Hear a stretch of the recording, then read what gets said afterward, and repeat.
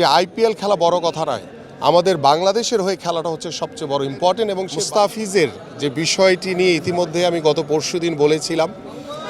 যে ধর্মকে ব্যবহার করে যারা ষড়যন্ত্র করে খেলাধুলাকেও রাজনীতির একটি অংশ বানিয়ে ফেলার চেষ্টা করছে, তারা কখনো বাংলাদেশি হতে পারে না, তারা এদেশের নাগরিক হতে পারে না। তাদের বিষয়ে আমার কাছে মনে হয় যে তারা কারা, তাদের বিষয়ে তদন্ত করে বাংলাদেশ সরকারের আইডেন্টিফাই করতে হবে যে তারা এবং কারা এই ষড়যন্ত্রের সাথে জড়িত, এবং যাদের উদ্যোগে বা যারা উদ্যোগী হয়ে ষড়যন্ত্র করে মোস্তাফিজের মতো একজন বাংলাদেশের এবং ওয়ার্ল্ড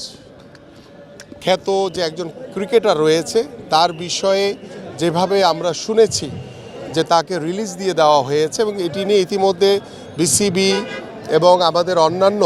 যারা ক্রীড়া সাংবাদিক তারা সকলেই কথা বলেছে। তা আমরা আশা করি যে মোস্তাফিজ আমাদের বাংলাদেশের, সো মোস্তাফিজকে যথাসাধ্য যে সম্মান দেওয়া দরকার সেটা বাংলাদেশি হিসেবে বাংলাদেশের মানুষ অবশ্যই দিবে। আমি আশা করি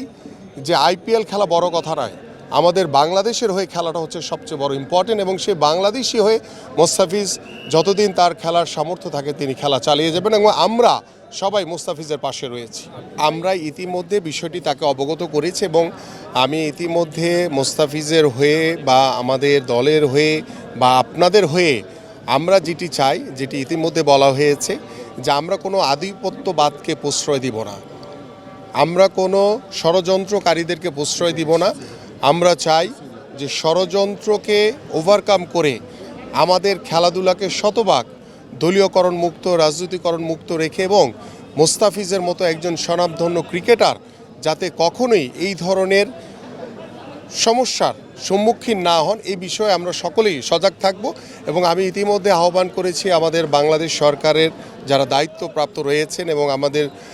বিজ্ঞ ক্রীড়া উপদেষ্টা রয়েছেন, তিনি বিষয়টি তদন্ত করে দ্রুত সময়ের ভিতরে জাতির সামনে উপস্থাপন করবেন যে কারা ধর্মকে ব্যবহার করে এই ধরনের ষড়যন্ত্রের মাধ্যমে মোস্তাফিজের মতো একজন আন্তর্জাতিক মানের খেলোয়াড়কে কলকাতা থেকে রিলিজ দেওয়া হয়েছে, কেন তিনি আইপিএল খেলতে পারবেন না